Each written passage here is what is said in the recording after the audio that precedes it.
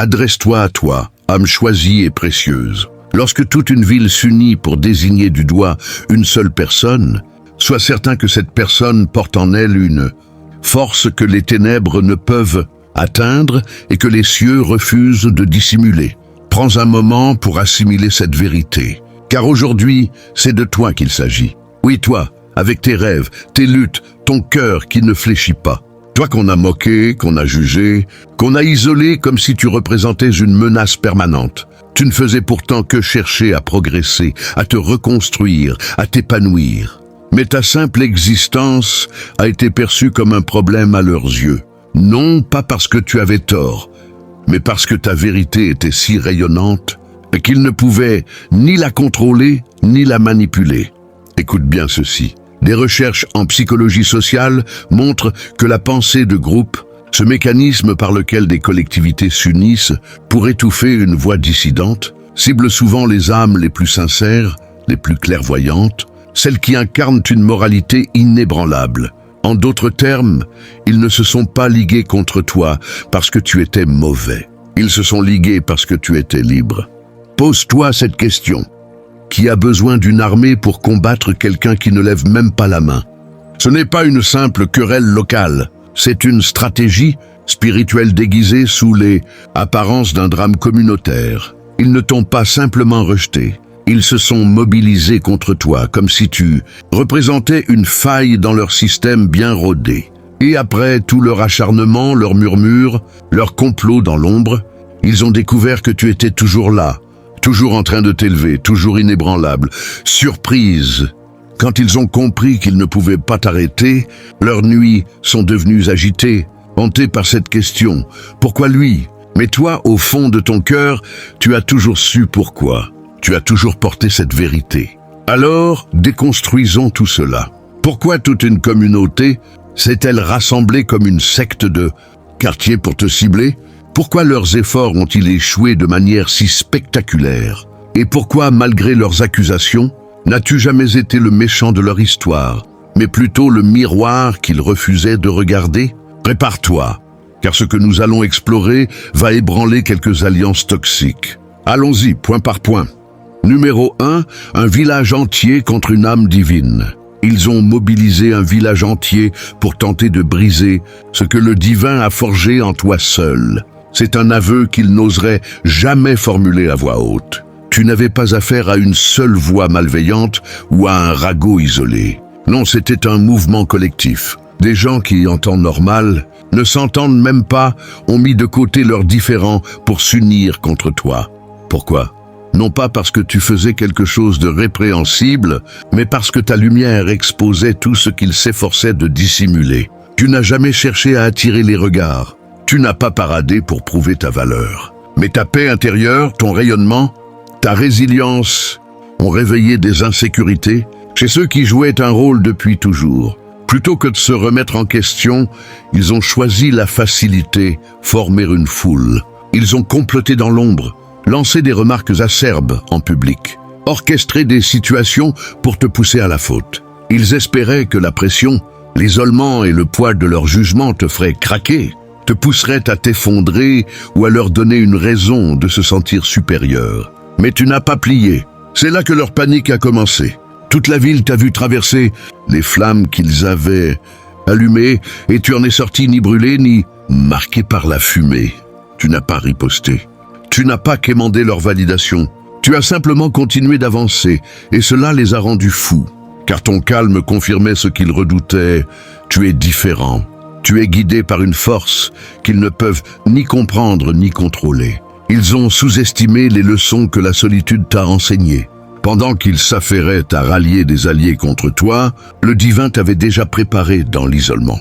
Il t'a appris à déceler les sourires hypocrites, à reconnaître la manipulation déguisée, à avancer avec discrétion au milieu de leur vacarme. Tu n'avais pas besoin d'une armée. Tu n'avais pas besoin de crier pour te faire entendre. Ta protection venait d'une dimension supérieure. Et quand on s'attaque à quelqu'un soutenu par une force divine, on perd toujours. Même si quelques petites victoires, temporaires, peuvent donner l'illusion du contraire. Leur acharnement n'a fait que révéler leurs failles. Leur unité, loin de prouver leur force, a mis en lumière à quel point tu représentes une menace pour les systèmes dont ils dépendent. Tu n'as pas simplement survécu à leurs assauts, tu les as surpassés avec une grâce qui les a désarmés. Cela, c'est la puissance. Cela, c'est le divin. Cela, c'est toi. Numéro 2. Leur union était un aveu involontaire. Leur coalition n'était pas une attaque, c'était une confession. Dès l'instant où ils ont commencé à se comporter de manière étrange, à répandre des rumeurs, à te lancer des regards méfiants ou à tisser des alliances silencieuses, ils se sont trahis sans le vouloir, car personne ne mobilise une armée contre quelqu'un qu'ils jugent insignifiant. Ils ne se sont pas unis pour protéger quoi que ce soit. Ils se sont unis par peur. Peur de ce que tu incarnes, de ce que tu représentes, de ce que ta présence dévoile sur leurs propres mensonges. Soyons clairs, quelle menace pouvais-tu bien représenter? Tu n'avais ni armée, ni pouvoir, ni influence matérielle. Tout ce que tu avais, c'était une vérité brute, une authenticité pure, une essence qu'ils ne pouvaient ni acheter, ni intimider, ni enfermer dans leur case. Et c'est précisément cela qui les a terrifiés. Ta lumière a commencé à révéler les fissures dans les façades et qu'ils maintenaient pour survivre. Ton évolution les renvoyait à leur stagnation. Ta sérénité mettait en question leur chaos intérieur. Au lieu de faire le travail sur eux-mêmes, ils ont préféré faire de toi le problème. C'est une tactique aussi vieille que le monde. Transformer en monstre ce qui te met face à tes propres failles pour éviter d'avoir à changer. Ils t'ont dépeint comme instable, arrogant ou même délirant. Pourquoi? Parce que si les gens prenaient le temps de vraiment te voir, de s'approcher de ton authenticité, leurs illusions soigneusement construites s'effondreraient. Alors, ils ont transformé leur peur en une histoire qu'ils ont vendue comme une vérité absolue. Mais ce faisant, ils ont révélé leur propre fragilité. Leurs murmures n'étaient pas de simples ragots, c'étaient des signaux, des preuves que quelque chose en toi dérangeait profondément le système qu'ils protégeaient à tout prix. Ce n'était pas l'œuvre d'une ou deux personnes. C'était une dynamique collective, une énergie calculée, une stratégie orchestrée.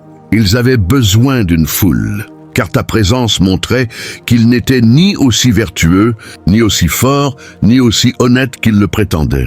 Plus ils s'acharnaient à te discréditer, plus ils rendaient évident que tu portais une vérité qu'ils ne pouvaient comprendre. Leur union contre toi n'était pas une tactique gagnante. C'était une confession involontaire. Tu n'as jamais eu à te battre pour prouver ta valeur. Leur comportement à ton égard était déjà la preuve que tu portes quelque chose de rare, de puissant, quelque chose que l'obscurité ne peut tolérer. Numéro 3. Tu étais leur miroir, pas leur ennemi. Tu n'as jamais été leur adversaire. Tu étais leur miroir, et c'est ce qui les a transformés en monstres à ton contact. Tu n'avais pas besoin de parler, d'agir ou de chercher à te justifier. Ta simple présence suffisait à les déstabiliser. Quand des gens passent des années à construire des identités basées sur des mensonges, de l'ego ou des faux semblants, quelqu'un d'authentique devient une menace, sans même le vouloir. En étant toi, tu les forçais à affronter des vérités qu'ils avaient enfouies profondément. Et plutôt que de faire face à leurs propres ombres, ils ont décidé de te désigner comme le problème. Tu n'as pas créé le chaos, tu l'as mis en lumière, tu ne les as pas provoqués. Tu as reflété ce qu'ils refusaient de voir en eux-mêmes. Tes forces mettaient en évidence leurs faiblesses. Ta paix révélait leur agitation. Ta droiture exposait leurs compromis. Alors, quand ils le pouvaient, ils ont projeté leurs insécurités sur toi. Ils t'ont attaqué, ont menti sur ton compte, parce que c'était plus facile que d'admettre la vérité. Tu leur montrais qui ils étaient vraiment, et ils ne pouvaient pas le supporter. Ils n'étaient pas en colère à cause de tes actions. Ils étaient furieux de ce que ta présence leur renvoyait. Tu incarnais une paix qu'ils ne pouvaient acheter, une intégrité qu'ils ne pouvaient imiter, une force qu'ils ne pouvaient comprendre. Au lieu de s'inspirer de toi, ils t'ont haï, car ils savaient au fond d'eux que tu avais traversé des épreuves qui les auraient brisées. Tu as enduré en silence des douleurs dont ils se plaignent bruyamment. Et cela blessait leur ego de voir que tu restais fidèle à toi-même, sans amertume ni haine. Malgré tout ce qu'ils t'ont fait subir, ils ont tenté de te rabaisser à leur niveau. Ils ont ridiculisé tes limites, questionné tes intentions, transformé ton silence en arrogance. dans leur esprit parce que c'était plus facile de te juger que d'admettre leur propre faiblesse. Mais voici le plus ironique. Ils pensaient masquer leur animosité sous des sourires hypocrites, des compliments à double tranchant, des gestes de soutien fin. Ils croyaient que tu ne verrais rien. Mais toi, tu voyais tout. Tu savais que leur hostilité n'était pas personnelle. Elle était spirituelle.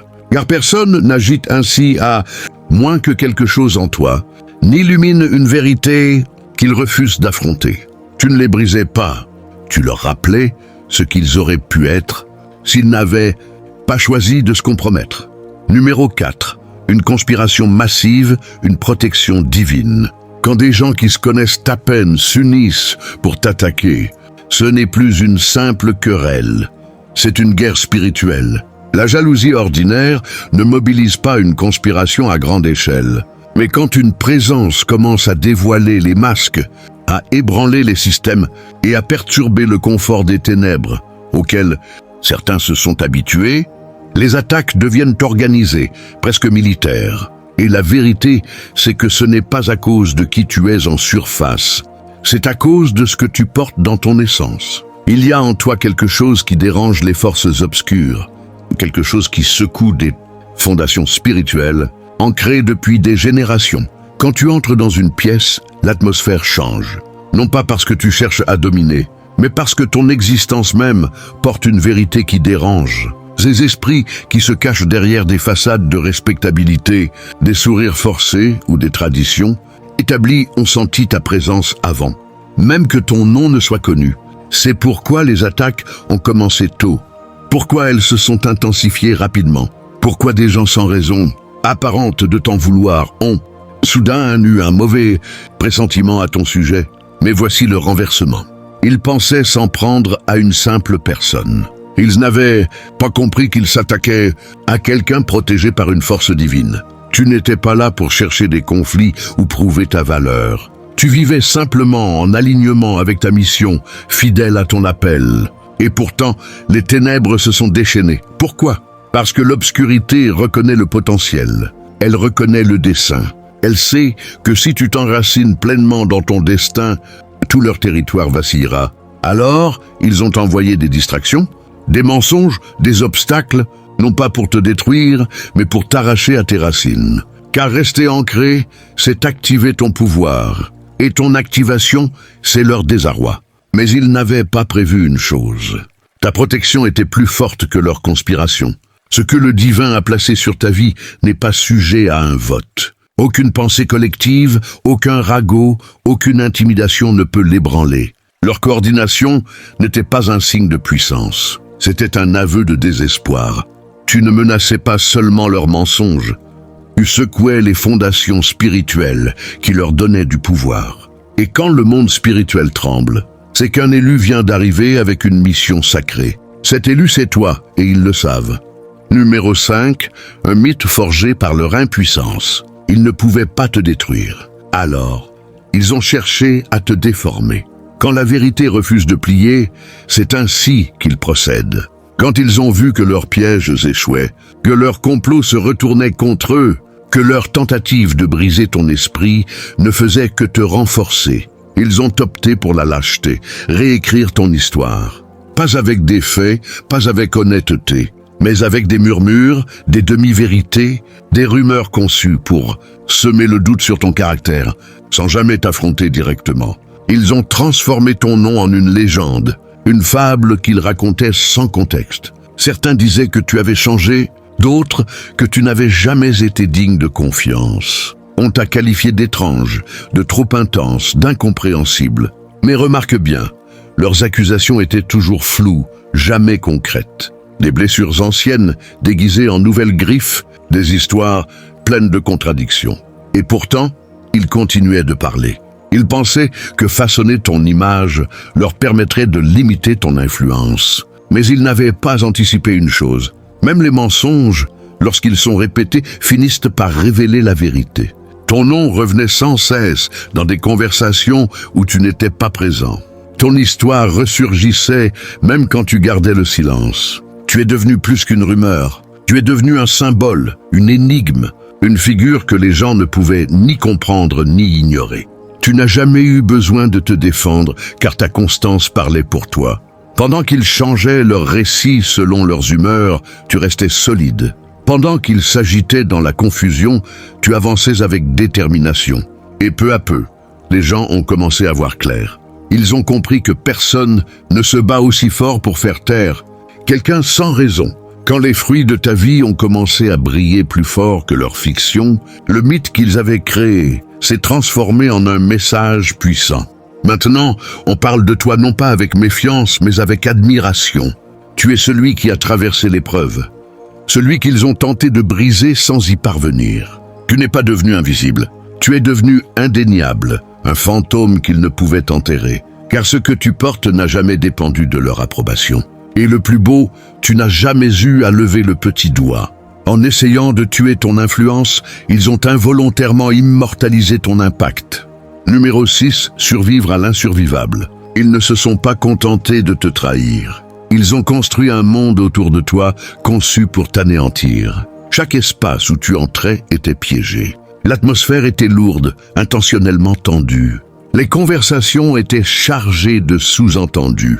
Les gens préalablement conditionnés à te voir d'un mauvais œil avant même que tu n'ouvres la bouche. Ce n'était pas une simple hostilité, c'était une campagne stratégique pour te déstabiliser, te faire douter de ta valeur, de ton esprit, de ton existence. Même chaque pièce où tu posais le pied avait été empoisonnée par leurs murmures. Ils ont saboté tes relations en semant le doute, sali ton nom en secret, puis observé, espérant te voir t'effondrer sous le poids de leur rejet. Ils ont même essayé de te convaincre que tu étais le problème. Leur objectif n'était pas seulement de t'exclure, mais de te pousser à t'auto-détruire. Ils pensaient que si ton environnement devenait assez toxique, tu finirais par plier ou exploser. Mais tu ne l'as pas fait. Tu es resté debout. Même dans cet air vicié, tu as appris à respirer autrement. Tu t'es adapté sans jamais céder à l'amertume. Tu as ressenti la lourdeur, mais tu as continué à te présenter. Ils t'ont vu traverser des environnements spirituellement oppressants, tout en gardant ta dignité intacte. C'est là qu'ils ont paniqué, car ils ont compris une vérité terrifiante.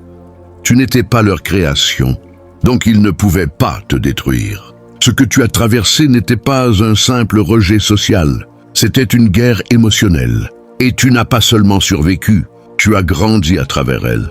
Tu es devenu plus fort, plus perspicace, plus éveillé spirituellement. Tu as appris à lire une pièce sans dire un mot, à sentir la trahison avant qu'elle ne frappe, à repérer les changements de ton, à déceler la fausseté derrière les applaudissements. Cette clarté, cette vigilance a été forgée dans la pression qu'ils ont créée. Maintenant, tu es immunisé contre les jeux qu'ils utilisaient pour manipuler les autres. Ils pensaient t'effacer en polluant ton environnement. Au lieu de cela, tu es devenu un perturbateur de système, celui qui entre dans une culture toxique et refuse de s'y plier. C'est ce qui les a terrifiés, car si tu pouvais survivre à ce qu'ils avaient conçu pour t'anéantir, tu pouvais aussi reconstruire ce qu'ils avaient corrompu, et ils savent que ce n'est qu'une question de temps. Numéro 7, les silencieux complices de l'ombre. Les plus dangereux n'étaient pas ceux qui criaient leur haine. C'étaient ceux qui te souriaient en face tout en restant muets dans l'ombre. Ils étaient là, témoins de tout, les mensonges, les manipulations, le sabotage émotionnel qui se déroulait sous leurs yeux. Et ils n'ont rien fait, pas par ignorance, mais par choix. Protéger leur image comptait plus que défendre ce qui était juste. Ils ont préféré le confort à la conviction, se disant que leur silence n'était pas une trahison, mais ils avaient tort. Ils n'ont peut-être pas lancé la première pierre, mais ils l'ont regardé voler sans broncher. Certains l'ont même passé à d'autres. Certains ont ri fort aux moqueries. D'autres ont acquiescé en silence dans des conversations où ton nom était traîné dans la boue. Ils n'avaient pas besoin d'exprimer leur haine. Leur silence suffisait à laisser la haine prospérer, et ils pensaient que cela les rendait innocents. Mais voici la vérité. Rester muet face à l'injustice, c'est choisir un camp. La neutralité dans l'oppression n'est jamais neutre. C'est une décision. Ils se vantaient d'être pacifiques, non conflictuels. Mais en réalité, ils étaient simplement égoïstes. Ils t'ont vu ployer sous le poids des rumeurs, du rejet de l'isolement, et ils ont décidé que ce n'était pas leur problème. Mais au fond, ils savaient, et certains secrètement savouraient. Ton combat car ta chute justifiait leur propre inaction. Aujourd'hui, ils feindront l'étonnement face à la vérité qui éclate. Ils prétendront n'avoir jamais su à quel point tu as été maltraité. Mais toi, tu te souviens. Tu te souviens de ceux qui n'ont pas pris de tes nouvelles, qui ont détourné les yeux, qui ont choisi le silence pendant que tu souffrais en pleine lumière. Tu n'as pas besoin de vengeance. La vie a une manière de rendre justice. Ce qu'ils pensaient avoir enterré refait surface. Et cette fois, cela expose ceux qui ont préféré jouer la sécurité pendant que tu étais sacrifié. Leurs mains semblent propres, mais leur esprit est taché. Et le karma, il n'oublie rien. Il ne frappe pas seulement ceux qui ont causé la douleur. Il rend visite à ceux qui ont regardé, qui sont restés silencieux, qui espéraient que tu ne t'en sortirais pas. Dommage pour eux, tu es là, plus fort que jamais. Numéro 8, du cobaye au modèle divin. Ils t'ont traité comme un sujet d'expérimentation, pas comme une personne. Ils ont provoqué tes émotions, testé tes limites, perturbé ta paix, observant tes réactions comme des scientifiques attendant un résultat. Ce n'était pas toujours bruyant ou agressif. Souvent, c'était subtil, calculé, psychologique. Ils ne cherchaient pas à t'aider à grandir. Ils voulaient assister à ton effondrement. Chaque épreuve que tu traversais devenait une anecdote pour leur ragot. Chaque faux pas, chaque moment de vulnérabilité, chaque silence était analysé. Disséqué, transformé en sujet de débat. Tu étais leur obsession, mais ils ne t'ont jamais invité à leur table. Pourtant, pendant qu'ils étudiaient ta vie comme une expérience sociale, ils ont oublié une chose essentielle. Le divin t'observait aussi, mais lui, il ne cherchait pas à t'exposer. Il documentait ta croissance pour t'élever. Il a vu chaque piège, chaque trahison, chaque instant où tu as ravalé ta colère alors que tu aurais pu exploser. Et il a veillé à ce que rien de tout cela ne soit vain. Ce qu'il pensait te détruire est devenu le socle de ta promotion divine. Il voulait faire de toi un cobaye, mais le divin avait un autre plan. Il a fait de toi un prototype. Qu'est-ce que cela signifie? Cela veut dire que tu es devenu un modèle, une référence, la preuve vivante qu'on peut traverser l'enfer sans perdre son âme, qu'on peut être trahi, moqué, analysé et en sortir avec une force, un dessein, une paix intacte. Il pensait accumuler des preuves contre toi, mais chaque détail qu'il notait confirmait ton onction. Tu es devenu celui que d'autres regarderont pour trouver de l'espoir. Celui qui a traversé le feu sans être consumé, mais raffiné. Tu n'es pas juste une histoire, tu es un standard, une preuve que le divin transforme les épreuves en triomphe. Ceux qui t'ont jugé, critiqué, observé commencent maintenant à comprendre que tu n'étais pas en train de t'effondrer. Tu étais en train de te construire différemment. Ils ont étudié ce qu'ils pensaient être ta chute, mais le divin a orchestré ta percée. Et maintenant, le cobaye qu'ils raillaient est devenu le modèle qu'ils ne peuvent ignorer. Numéro 9, leur mensonge, ta tribune. Chaque mensonge qu'ils ont propagé à ton sujet était une brique pour ta tribune. Ils pensaient te faire tomber en salissant ton nom. Ce qu'ils ignoraient, c'est qu'ils construisaient ta plateforme. Chaque rumeur, chaque accusation, chaque histoire déformée ajoutait une couche à ton élévation. Ils croyaient t'enterrer, mais ils ont donné au divin plus de matière pour t'élever. Dans le royaume spirituel, les mensonges ne s'évanouissent pas. Ils deviennent un terreau fertile pour que la vérité s'épanouisse plus forte, plus éclatante. Ils ne comprenaient pas que parler de toi ne faisait que te rendre plus visible. Tenter de te réduire au silence amplifiait ta voix. Pendant qu'ils jetaient de la boue, le ciel posait les fondations de ton ascension. Et chaque fois qu'ils traînaient ton nom, ton caractère devenait plus pur, plus affiné. Ils t'ont infligé de la douleur, mais le divin t'a donné une tribune. Ils t'ont offert la trahison, mais le divin l'a transformée en plan. Ils ont tenté d'assassiner ta réputation, mais ils t'ont introduit dans des espaces où ton nom n'avait jamais résonné. Tu n'as pas eu à chercher la vengeance ou à rétablir la vérité. Tu les as laissés parler. Tu es resté silencieux et tu as continué à avancer. Et maintenant, regarde, tu te tiens sur un terrain qu'ils ne voulaient pas te voir fouler. Chaque attaque était prévue. Chaque calomnie intégrée à ton histoire par celui qui connaissait déjà la fin. Le divin ne gaspille ni la trahison ni la calomnie, il les recycle. Chaque mensonge est devenu un chapitre de ton témoignage. Chaque accusation a renforcé ton onction. Et quand ils se demandaient comment tu continuais à t'élever sous leurs assauts, ils passaient à côté de l'essentiel. Le feu t'a raffiné, la pression t'a forgé, leur haine t'a positionné. Tu te tiens aujourd'hui sur une plateforme qu'ils ont involontairement construite avec leurs propres mots. Ils ont joué un rôle dans ton élévation, même s'ils détestent l'admettre. Ils n'ont jamais contrôlé ta chute. Ils ont simplement été utilisés pour magnifier ton ascension. Numéro 10. À la recherche de tes failles, ils ont trouvé les leurs. Ils ont fouillé ton passé comme si leur vie en dépendait, cherchant désespérément une faille, un scandale, n'importe quoi pour salir ton nom. Pas parce que tu leur avais fait du mal, mais parce que ton intégrité révélait leur propre manque. Mais malgré leurs efforts acharnés, ils n'ont rien trouvé. Aucun squelette, aucun secret, juste une histoire de résilience et de droiture qui ne collait pas avec le récit qu'ils voulaient imposer. C'est là que leur panique s'est installée. En cherchant à déterrer tes défauts, ils ont commencé à exhumer les leurs. Leur obsession de te détruire les a conduits à plonger dans leur propre chaos, à réveiller des vérités qu'ils pensaient enfouies. Leurs secrets ont refait surface. Leurs mensonges ont été exposés. Leur toxicité s'est infiltrée à travers les fissures de leur façade. Leur plan pour te discréditer s'est retourné contre eux, devenant un miroir qui réfléchissait tout ce qu'ils cherchaient à cacher. Ils avaient besoin que tu sois imparfait pour justifier leur hostilité. Ils voulaient te voir tomber pour se sentir mieux dans leur stagnation.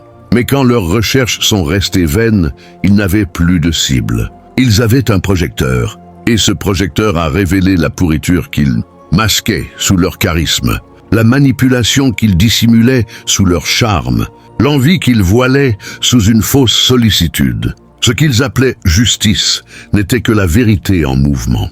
Ils ont été forcés de faire face à leurs propres mensonges, à projeter sur une âme qui ne le méritait pas. Les conversations ont changé. Les accusateurs sont devenus les accusés. Les doigts pointés se sont tournés vers eux. Ils voulaient révéler tes failles, mais ils n'ont fait qu'exposer les leurs. C'est le risque lorsqu'on s'attaque à quelqu'un qui marche dans la vérité. On finit par révéler ses propres mensonges. Numéro 11, tu n'as pas seulement survécu, tu as évolué. Ils pensaient que leurs attaques te laisseraient briser, que les mensonges, l'isolement, les calomnies te feraient perdre pied ou t'effondrer. Mais au lieu de t'écrouler, tu as fait quelque chose d'inattendu. Tu as évolué en plein cœur de la tempête. Tu as atteint un nouveau niveau. Tu n'as pas simplement survécu au feu. Tu en es sorti transformé, plus fort, plus sage. Pendant qu'ils guettaient tes faiblesses, tu observais leur schéma, apprenant, grandissant, affinant ton discernement. Chaque blessure t'a appris à repérer la fausseté plus vite. Chaque trahison a aiguisé ta clairvoyance. Chaque piège t'a rendu plus stratégique. Tu n'étais pas en train de te lamenter. Tu te perfectionnais. Ils pensaient que ton silence était une retraite. En réalité, c'était une transformation silencieuse, intentionnelle, puissante. Leurs attaques n'ont pas brisé ton identité. Elles l'ont renforcée. Tu as cessé de te justifier auprès de ceux qui refusaient de te comprendre. Tu as arrêté de chercher une résolution là où il n'y avait que confusion. Tu as refusé de te diminuer pour leur confort. Pendant qu'ils s'acharnaient à te faire tomber, tu préparais ton prochain pas. Et maintenant, tu es devenu quelqu'un qu'ils ne sont pas prêts à affronter. Ils ont cru t'épuiser, mais ils t'ont rendu meilleur. La haine est devenue ta leçon. Ce qu'ils voulaient être ta fin a marqué ton éveil. Tu es plus fort, plus ancré, plus aligné qu'ils ne l'auraient jamais imaginé. Et cela les déconcerte, car leurs anciennes tactiques ne fonctionnent plus. Le jeu a changé et toi aussi. Tu n'as pas seulement enduré, tu as évolué. Et la version de toi qui se tient aujourd'hui ne fléchit pas, ne plie pas et ne s'abaisse pas à ce qui est indigne de ton appel. Numéro 12. Leur foule contre ton appel. Ils avaient besoin d'une foule car ils manquaient de puissance. C'est une vérité qu'ils n'admettront jamais. Seuls, ils n'avaient aucune chance contre toi. Alors, ils ont fait ce que les faibles font toujours. Ils se sont regroupés. Des alliances fragiles, des discussions secrètes, des réunions cachées, unies non pas par la vérité, mais par une animosité commune. Ils savaient que la vérité était de ton côté. Toi, Tu n'avais pas de foule, pas de partisans pour clamer ta cause. Tout ce que tu avais, c'était ton alignement avec le divin, avec ton dessein, avec ton esprit. Et cela suffisait. Car quand tu es ancré dans une mission sacrée, les nombres ne comptent pas. Tu peux être seul face à tous et rester invincible. Tu peux être entouré et rester en sécurité. Ta force ne vient pas de la popularité mais de la clarté. Tu sais qui tu es. Tu sais pourquoi tu es fait.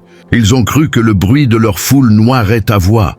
Ils pensaient qu'un mensonge répété par beaucoup deviendrait vérité.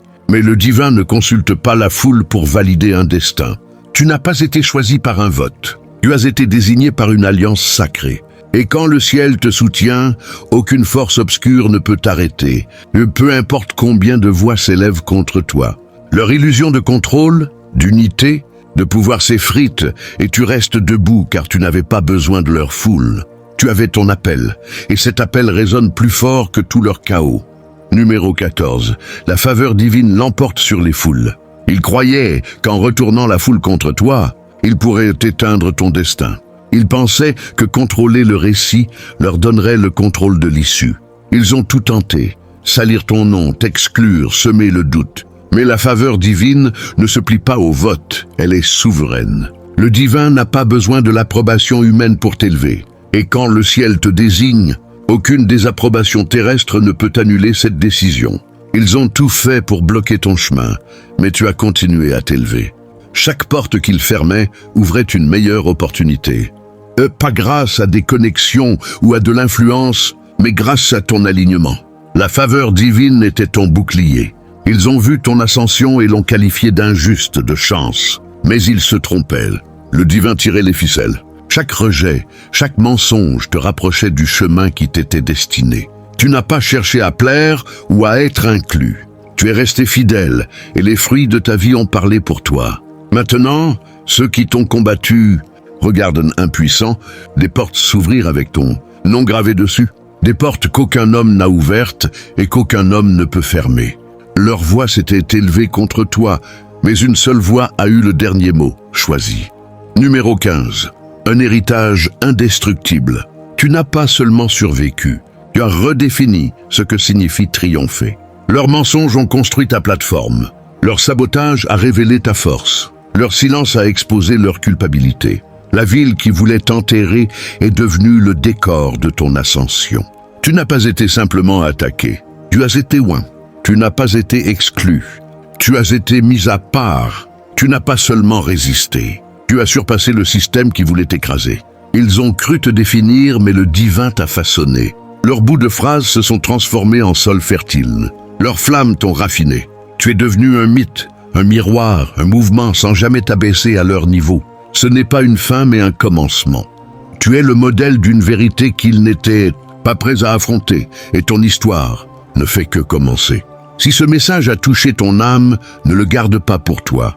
Laisse-le résonner, inspirer, se répandre. Laisse un commentaire si tu as traversé le feu et en es sorti grandi. Aime cette vidéo si tu as été celui qu'ils ont voulu, brisé mais qui est resté debout.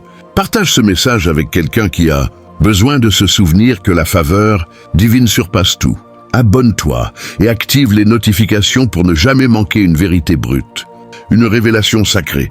Ce n'est pas juste une vidéo, c'est un appel à rejoindre un mouvement où les oubliés s'élèvent, où les incompris prennent la parole, où les élus revendiquent leur place. Marche avec nous